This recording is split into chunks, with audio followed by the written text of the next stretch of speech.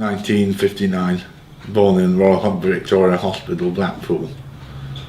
I was given up for adoption at 8 days old.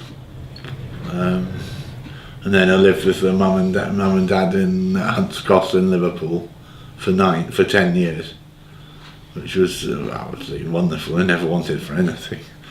They were wonderful people. Do you have any brothers or sisters? Yeah, I have a sister, Alice, and she's adopted as well. She was adopted at a year old because she had a rough start because the person, her mother, was jacked up with somebody and said, unless you get rid of her, I won't marry you. So they chucked Alice out at a year old. Her name was actually Patricia, but then it became Alice. But they chucked her out at a year old, and all the mum knew was she doesn't like gravy, and she had a little dolly, and that was it. And she sobbed off night after night sometimes. I didn't know this, but her mum's always told me about it. And you got on with her? Yeah, oh yeah. She always sort of interpreted for me because even then her mind was strange. I mean, I have my own words for things, my own sort of language and own way of thinking, which of course is still the same. But I was quite slow in speaking. When you say that's a common fault when you have high functioning autism, which I didn't know till it was diagnosed in 2009. No, it's not that right. 2011 it was diagnosed, that's right. So how was school? The infant school I liked because I liked, well, colours in the school were lovely and I loved the buildings and all the bits about it. But in the juniors I didn't get on so well. Unfortunately, I was more interested in watching the colours changing around the classroom than really learning. And it was a bit, and I was starting to get frightened of things. Frightened of. Once we had to write about different oranges or something like that on a frieze around the room, and I remember being frightened of it. And that was the first time the fear started to appear. And so probably the depression starting to wind up then. But I mean, I love what I really do, and I really love more than anything else was watching the way the sun went round the room in the classroom from beginning to end, and I still do. I used to love watching the nuances of it. How at the end of the day it would be just small oblongs of light on the side of the room. This must have been winter because it was low sun. I just love watching the characteristics of the way the sun passed from beginning to end, and I still do. I love watching the way the light changes from the start of the day to the end of the day. It says here you weren't afraid of monsters and things like that. You were afraid of things like shapes. Yeah, and I still get that. Certain shapes about the way near the meter cover in Liverpool there was a plug there, which is fine, but the wire going to it was in a sort of a curve like that, and for some reason I got quite frightened of it. And and I said to her dad and all that, and I was dreaming about it, and her dad said no, it's all right, and he moved it, and I was amazed he could move it and not be sort of zapped or something. I thought was something terrible was happening, he couldn't touch it. But that shape fear is still around. Certain things that there's the Kia Sportage second shape car I want. I think I've just mentioned it, but when I see it, I get that jar inside me because I think I must get it. And sometimes I'm happy when I don't see it. Just know that you've got to get it. Oh, this is the amount of money you've got to save up. But if you keep seeing it, it torments you. It says, oh, here I am, you can't get me. There's one up to the top for 12,000, which I can't afford. And I keep seeing it and think, well, maybe I'll go and look at it and see if it's come down and all this. And that, continuously doing that, the mind gets tighter and tighter. See, this morning, before I started this, I was sort of pacing around outside there like I did in 1980. At the hospital I did that when I was ill, I paced around like that because the mind was so damaged and so screaming. You also said before that you think you're manufactured. Yes, I always say it's not real, but it's just something that seems to fit for me. I've always said that, and it's still the same. So a name now is manufactured. I pick my own name, I put my own name in. It's just what I want, you know. I like to have my own things. I mean, my mum was a bit mystified when I started wanting different names and things. But only on the official documents, Sasha isn't there because that's a name that's come after I've done that. You see, there's always other ones appearing there.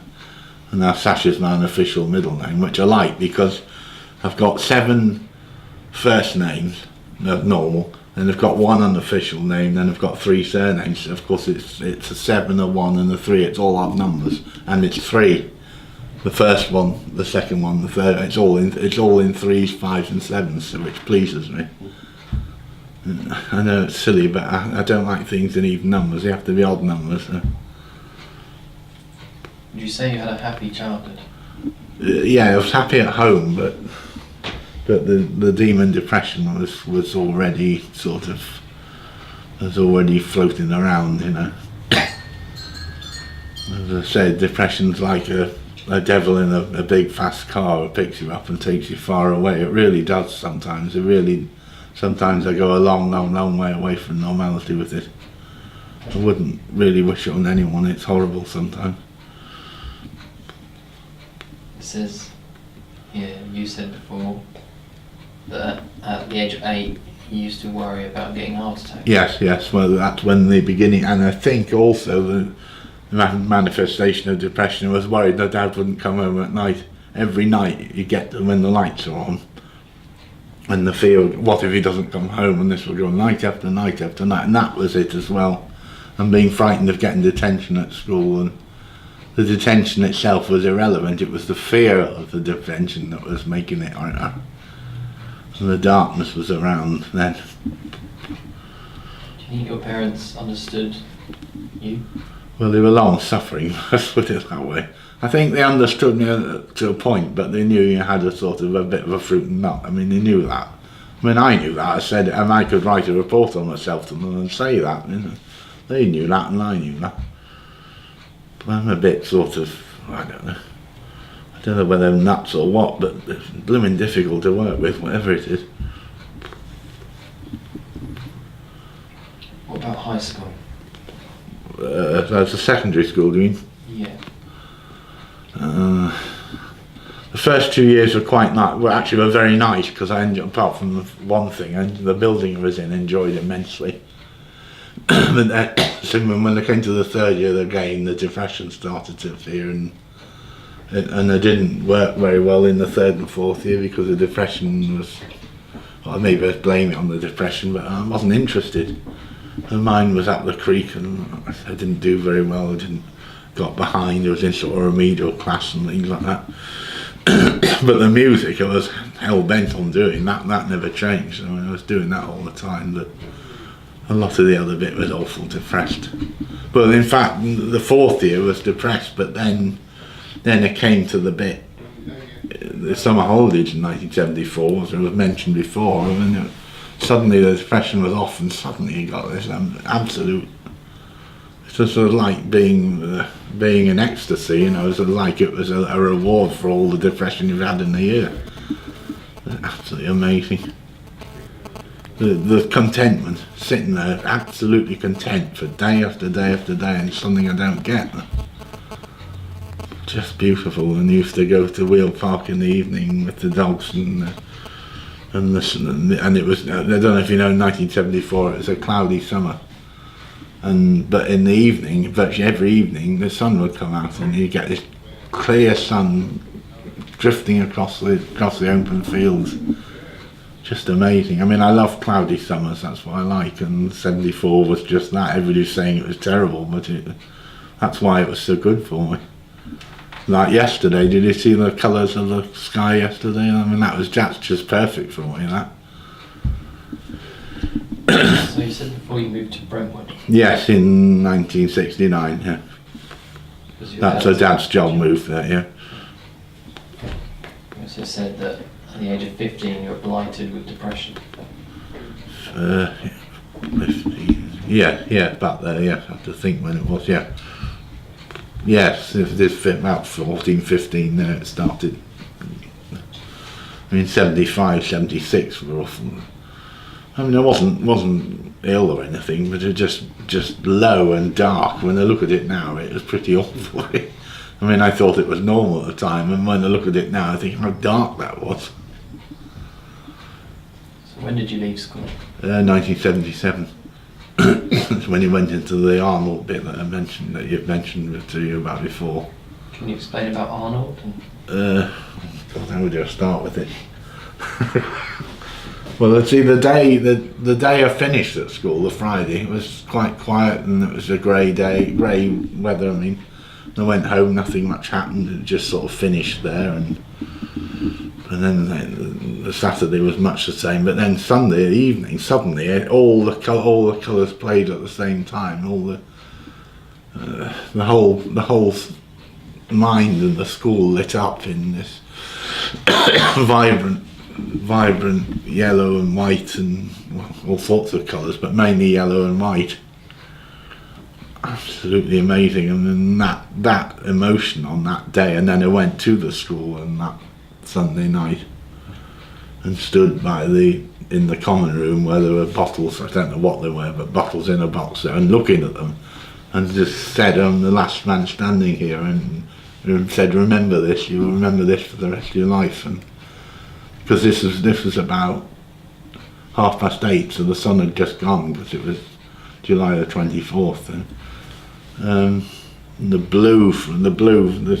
still blue from the sky, from the rest of the day was wafting through that common room. And that blue, Arnold is now always blue because of that. It's all the blue of the sky makes you think of it, because it was bright blue in the east at that time. So you were at Southend till July 78. Studying Music, and then I got a place at Trinity College, London, and London College of Music. So I went to Trinity in 78 to 81. How was that? Okay, but I think I had a nervous breakdown in the middle of it, and that was nothing to do with the college. It was this mine on one of its first of its many meltdowns.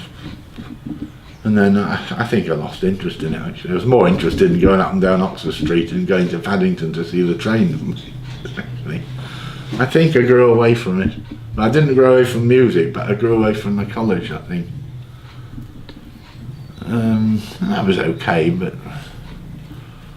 of course 1980 is the major one because of the colours in that year. It's another year that's a pivotal year. Can you explain more about that? Where do I start with it? I mean, I've got the 1980s diary there, but that won't really tell you anything. But just from one end to the other was special. I mean, even now I measure everything by that now. I mean, I refer to it all the time. I was in Whalley Hospital in a voluntary patient for 4 weeks, from May the 20th for 4 weeks. That was, what was it? Yeah, Ian Curtis committed suicide 2 days before that. That was the 18th, and then I was in from the 20th. It's your division? Yeah, the Sunday, and I was in the hospital on the Tuesday. So I think it's ironic that he's going through agony and there's somebody else taking their own life as well. How was the hospital experience? Amazing. I don't know what to say about it. I quote it and think about it, and absolutely fantastic, actually. I don't know how I did it. Nobody knew how I did it. How you could get from something that's supposed to be negative to get absolute positive joy out of it. Okay, our mind was noisy, and I did whine and whinge in the hospital a lot. I said, well, I need to talk and all this. They kept saying, no, you don't need to talk about it and all that. But the actual hospital was amazing. It was in a little building called Woodside Villa. It was a 1930s red brick building, which is one of my favourite types of building. You said before that you felt locked up in your head. Oh yes, well I still do now. I mean, at times, not all the time, but felt trapped in the mind. It was nothing to do with being in hospital. It was a mind that was wrong. You know, I wasn't. Not people would say, "Oh, I want to get out of the hospital." I didn't want to get out of the hospital. I wanted to get out that noise in the head, because it was screaming at times. Absolutely. How were the doctors? Oh, very good, but they didn't really have much idea. Well, Dr. Cronin was a nice psychiatrist, a very nice man, but the understanding of mental illness in 1980 was fairly crude at the time. I mean, now when you see how clued up people are now with all the bits on Channel 5 and ITV about mental illness and things, I mean, everybody out. It's now available for everyone. At that time, it was sort of, if you didn't talk about it, you know, if you're ill, you're certified nutcase, and that was it. It wasn't like that at all. Nothing like that. My mum was frightened it was going to be, because her mother was committed to hospital in 1950, and that was when they locked the doors behind them, and she only went to see her once. She couldn't go again. It was so bad. I don't know what was wrong with her. I think it was just one of the ordinary mental illnesses now, but at that time, once you were in that was it. She died. She never got out. She died there, and that left a terrible mark on the mother. She couldn't really talk about it, and that was why she was so frightened when I was going into hospital. It was going to be the same. Of course, it was nothing like that when he got there. It was coffee every 3 hours or so. It was actually quite a social, and Mum would come up and down 3 times a day, and bring yogurts in for me, and that was amazing. It was an important experience in her life. You know, wouldn't have wanted to be without it. I've never been in hospital since, because you can't get in now. So you said your depression changed from worrying about cancer. Yeah, it went on to memory. To memory. But I think it was, in a way, there was every reason to worry, because I find that, well, in the first and second breakdown, it doesn't done it in the others, but when your mind is that tangled up, the memory is impaired. It can't cope. The body, the mind, things fall off the end, because you just haven't got the capacity to cope with it. But I didn't know that at the time. It took me a year to tune the mind to get it right again.